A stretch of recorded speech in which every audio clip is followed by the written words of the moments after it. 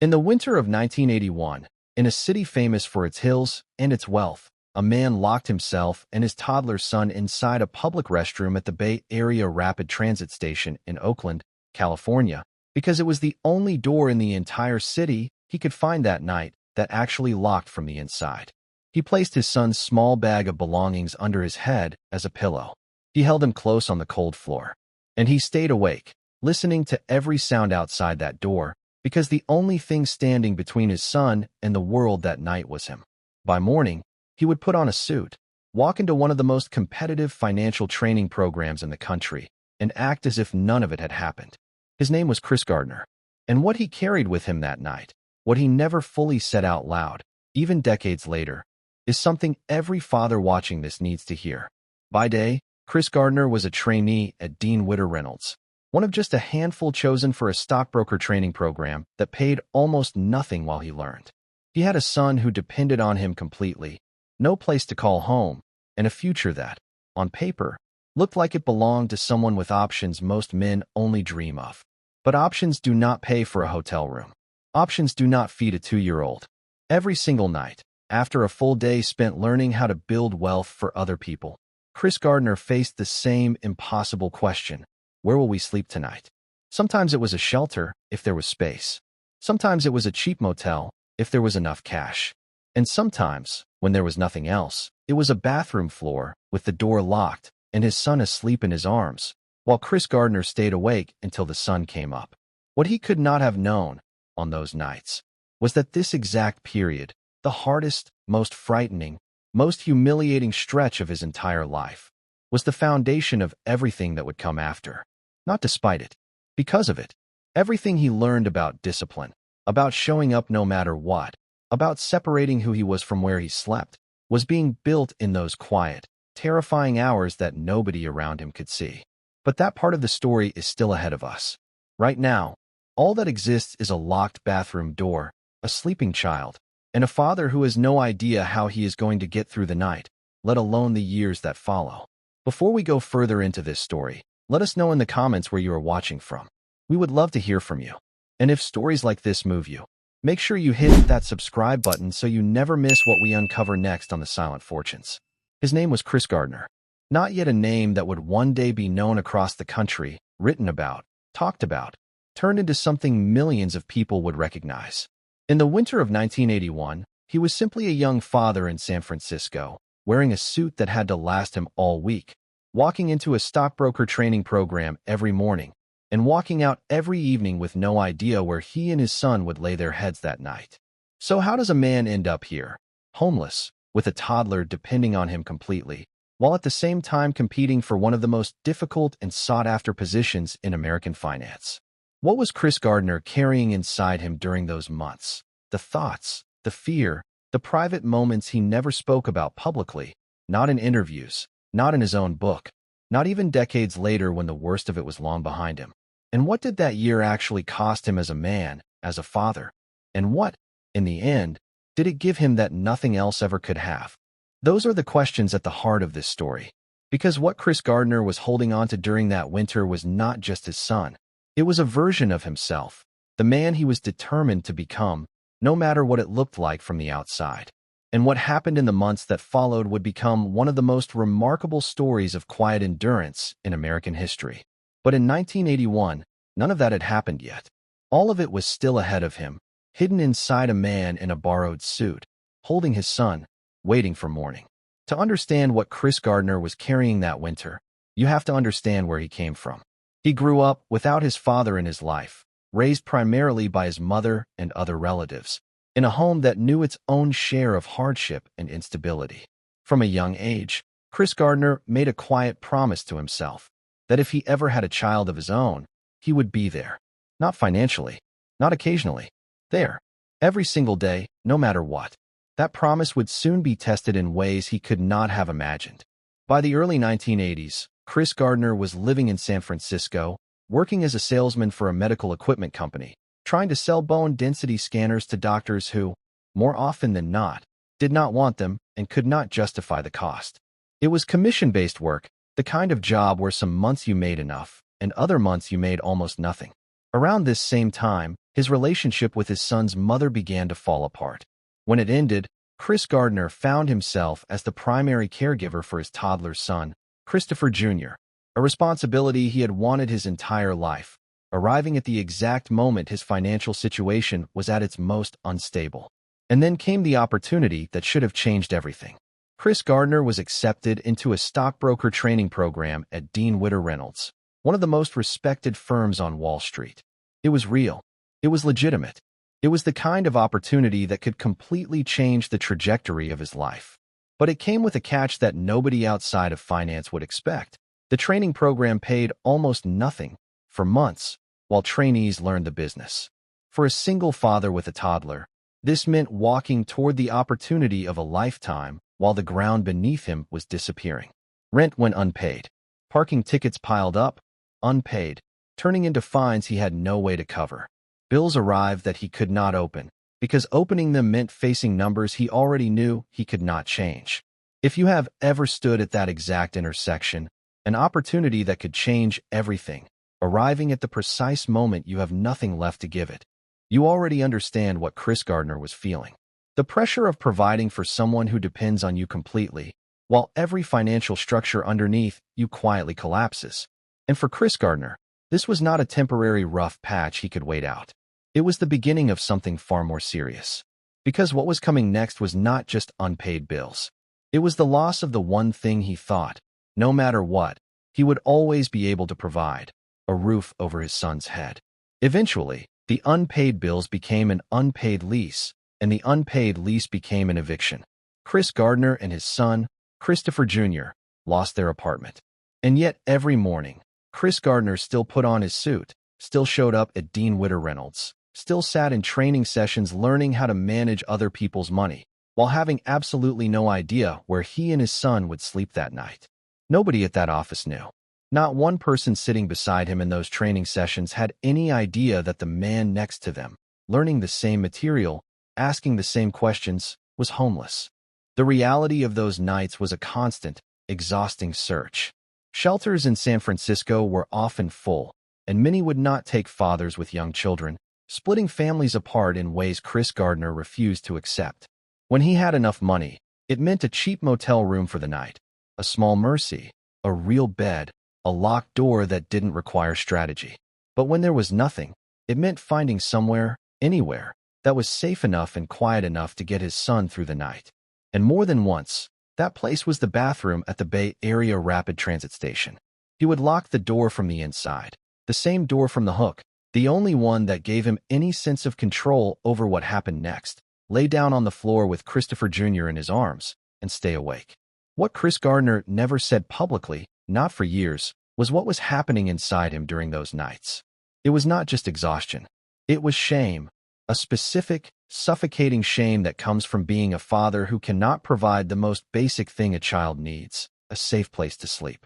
It was the fear that if anyone found out, his coworkers, his supervisors, anyone, he would be seen not as a man going through something difficult, but as a man unfit to be trusted with the responsibility he had been given, both at work and as a father.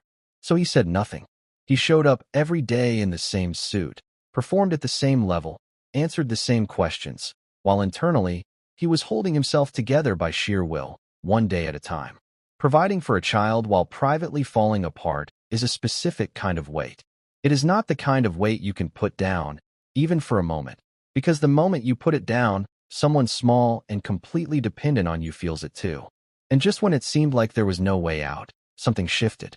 Here is where everything changed, but not in the way most stories like this are told. There was no single dramatic moment, no sudden breakthrough, no one conversation that turned everything around overnight. What changed for Chris Gardner was a decision he made, quietly, night after night. The decision to show up the next morning anyway. Dressed, on time, prepared, regardless of where he and Christopher Jr. had slept the night before, regardless of how little sleep he had actually gotten, regardless of what he was carrying inside. That decision, repeated daily, was the turning point. Not one moment, hundreds of them. The mindset shift underneath that decision was this: Chris Gardner refused to let his circumstances become his identity. He was homeless. That was true. But he was not, in his own mind, a homeless man. He was a father and a trainee and a man building towards something who happened to be without a home at this exact moment.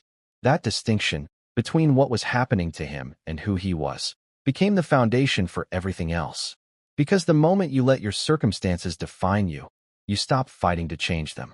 Chris Gardner never made that mistake, even on the nights when it would have been the easiest thing in the world to do. This mindset showed up in very specific, very practical habits. The Dean Witter Reynolds training program accepted around 20 trainees, and historically, only one would be offered a permanent position at the end. Chris Gardner studied obsessively, not just to pass, but to be the one. While carrying the weight of homelessness, he was simultaneously trying to outperform 19 other people who had stable homes, full nights of sleep, and none of what he was dealing with. At the same time, he learned to navigate the shelter system strategically, which locations had space, which had earlier cutoffs, how to position himself and his son to maximize their chances of a bed for the night. And through all of it, he protected something that might seem small, but was not. Christopher Jr.'s sense of normalcy. Routines. Reassurance. A father who, no matter what, did not let his son see the full weight of what they were going through.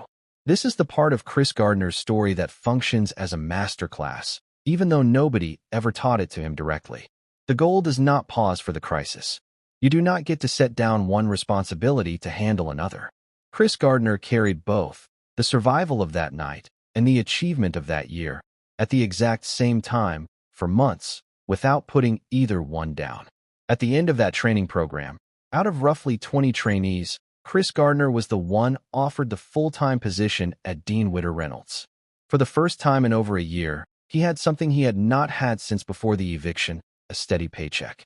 Not a fortune, not financial freedom, but stability, a foundation. The kind of thing that, after everything he and Christopher Jr. had been through, must have felt like solid ground after months of standing on something that could give way at any moment. But this is not a story where everything suddenly becomes easy. What followed was years of steady, deliberate work. Chris Gardner built real expertise as a stockbroker, learning the business from the inside, building relationships with clients who trusted him with their money, the same man who, not long before, had not known where he would sleep that night. He moved through the industry, gaining experience, gaining credibility, gaining the kind of reputation that takes years to build and seconds to lose.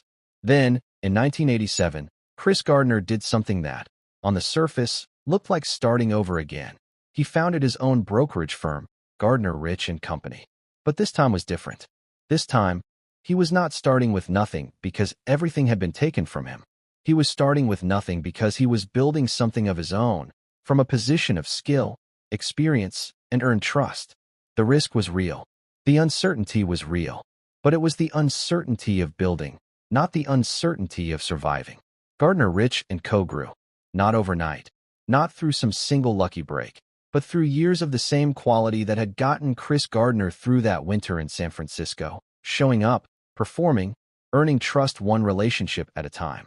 The firm eventually grew into a multi-million-dollar operation, built by a man who, less than a decade earlier, had been locking himself and his son inside a subway station bathroom, because it was the only door that locked. Think about that contrast for a moment. The same hands that once held a sleeping 2-year-old on a bathroom floor were now signing deals, building a company, creating something that would outlast that night by decades. This was not instant wealth. This was not a lucky break. This was years of rebuilding, trust, reputation, stability, brick by brick, after starting from the lowest point most people will ever experience. Today, Chris Gardner is a multi-millionaire, an entrepreneur, and a public speaker who has shared his story with audiences around the world. He wrote a memoir, The Pursuit of Happiness, detailing the years he spent rebuilding his life with his son by his side. That book became a film starring Will Smith, introducing Chris Gardner's story to millions of people who had never heard his name. But the version most people know is the version with the cameras, the soundtrack, the moment of triumph at the end. What we have spent the last several minutes uncovering is the part underneath that, the part Chris Gardner himself rarely puts into words. So what do we take from it? What are the silent fortunes hidden inside this story? The first silent fortune is this: your circumstances are not your identity. Where you sleep at night does not determine who you are becoming. Chris Gardner spent nights on a bathroom floor at a BART station, and he was still, in every way that mattered, a father building a future for his son and a trainee building a career. If you are watching this and your current situation feels like it has become who you are, your job loss, your divorce, your financial collapse, Chris Gardner's story is proof that circumstances are temporary, even when they do not feel that way. The second silent fortune is this: showing up consistently, even when everything else is falling apart, is itself the turning point. There was no single moment where Chris Gardner's life suddenly changed. There was only the accumulation of mornings where he put on his suit and walked through the door anyway. If you are waiting for a sign, a breakthrough, a moment that tells you things are about to get better, Chris Gardner's story suggests that the moment is not coming. The showing up is the moment, every single time. And the third silent fortune, the one most people never talk about, is this: the people depending on you can become your reason to collapse, or your reason to keep going. Chris Gardner had every reason to feel that his son made everything harder, another mouth to feed, another person depending on a man who had nothing. Instead, Christopher Jr. became the reason Chris Gardner could not allow himself to stop. The weight did not break him. It carried him. If you are watching this right now, and you are carrying responsibility for people who depend on you, a child, a spouse, aging parents, while privately struggling in ways nobody around you knows about, Chris Gardner's story is proof of something important. That weight you are carrying right now, the one that feels like it might be too much, it can become the exact reason you make it through. So here is the question I want to leave you with today, and I want you to really sit with it before you answer in the comments below. Picture Chris Gardner, alone with his son on that bathroom floor, door locked, staying awake through the night. What do you think was going through his mind in those hours? The thoughts he never said publicly, not in his book, not in any interview, not even decades later. Was it fear? Was it shame? Was it something closer to determination? Tell me what you think he was carrying in that silence. If Chris Gardner's story gave you something, a lesson, a perspective, a reason to look at the weight you are carrying a little differently, then you already know what to do next. Subscribe to The Silent Fortunes, because every single week, we come back here and uncover another story the world forgot to tell. And if Chris Gardner's story moved you, wait until you hear about a woman who was quietly working on something of her own, in secret, while holding down a job that had no idea what she was building. When her employer found out, they didn't reward her. They fired her.